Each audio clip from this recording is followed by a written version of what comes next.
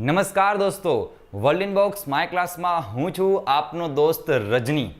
અને મિત્રો આવો આપણે જોઈએ ગુજરાતી ભાષાના વૈભવને.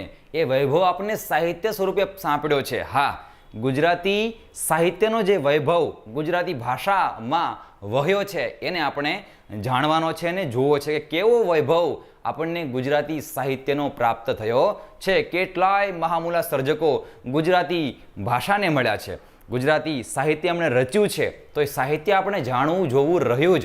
પરીક્ષા માટે તો ખાસ જોવાનું જ છે કે કેવી રીતે આપણે સાહિત્યને જોઈએ. તો પરીક્ષામાં આપણને સાહિત્ય સંબંધિત જે પણ કાંઈ ગૂંચ છે એ ઉકલી જાય. તો એવા તમામ પ્રયત્નો સાથે હું તમારા સુધી પહોંચ્યો છું અને હવે મને પહોંચવા દો તમારા સુધી જ અને કહેવા દો કે ગુજરાતી ભાષાનું સાહિત્ય કેવું છે. તો આપણે સાથે મળીને ચર્ચા કરવાની છે ગુજરાતી ભાષાના સાહિત્યની.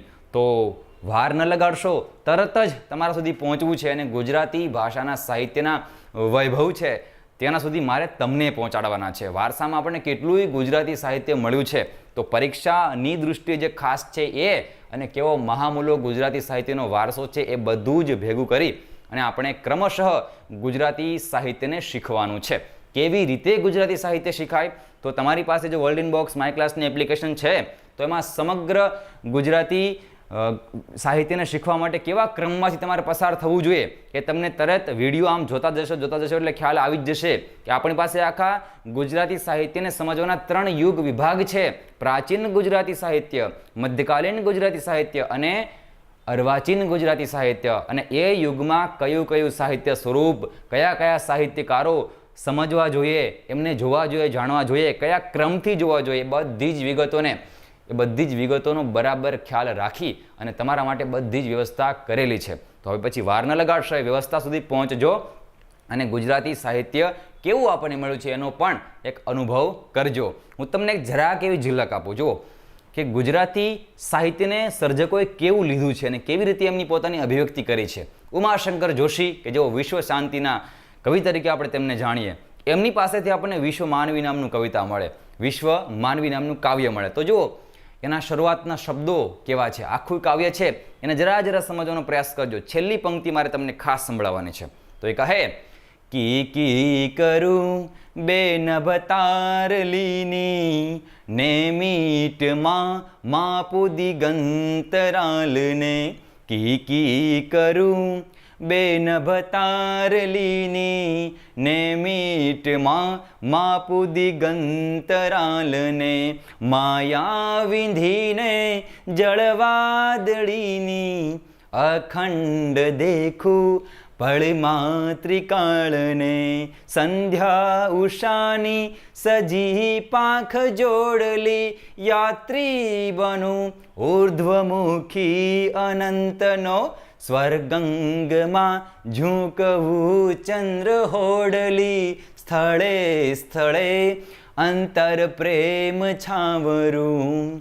પાંખો પ્રકાશે તિમિરે ઝબોળી સ્થળે સ્થળે અંતર પ્રેમ છાવરું.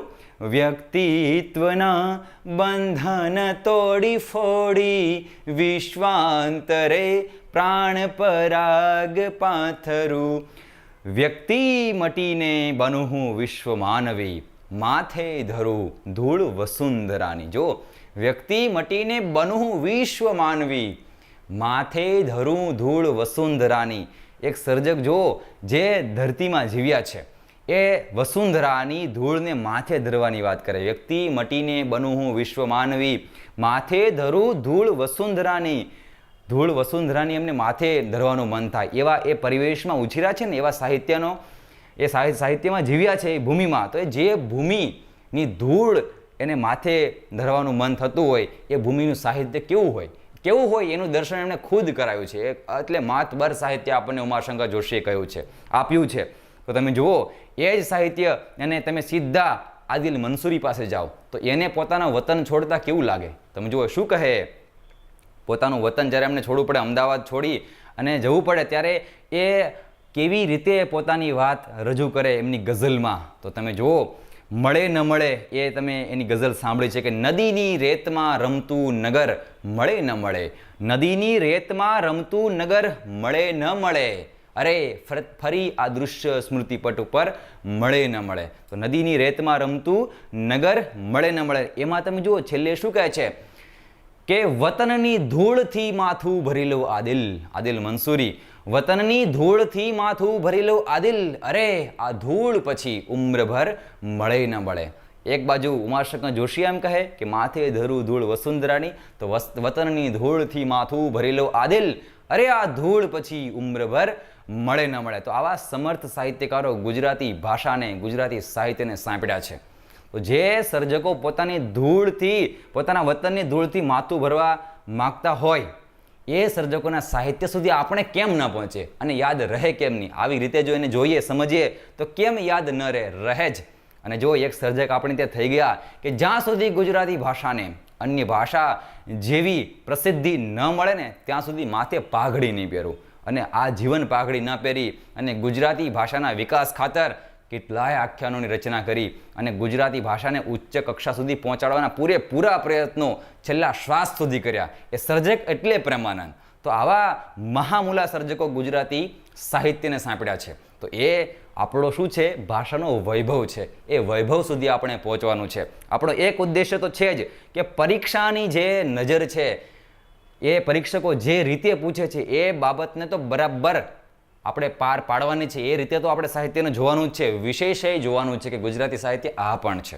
એટલે બધું જ પરીક્ષાની પરિસીમાઓ છે એને સાથે લઈ અને આપણે ગુજરાતી ભાષાના, ગુજરાતી સાહિત્યના વૈભવને બરાબર માણવાનો છે આનંદથી, કોઈ જાતના વધારા પડતા વાતો વગર, વધારાની વાતો વગર, અને આનંદથી ગુજરાતી ભાષામાંથી જો ગુજરાતી સાહિત્યમાંથી આમ પસાર થઈએ, ગુજરાતી ભાષાના સાહિત્યમાંથી, તો કેટલી મજા આવે. એ મજાનો તમને અનુભવ થશે અને એના માટે જ આ તમારા માટે છે ગુજરાતી ભાષાનું સાહિત્ય world in box my class એપ્લિકેશનમાં. તો તમે આવો અને આપણે મળીએ અને મજાની વાતો કરીએ ગુજરાતી ભાષાના સાહિત્યની.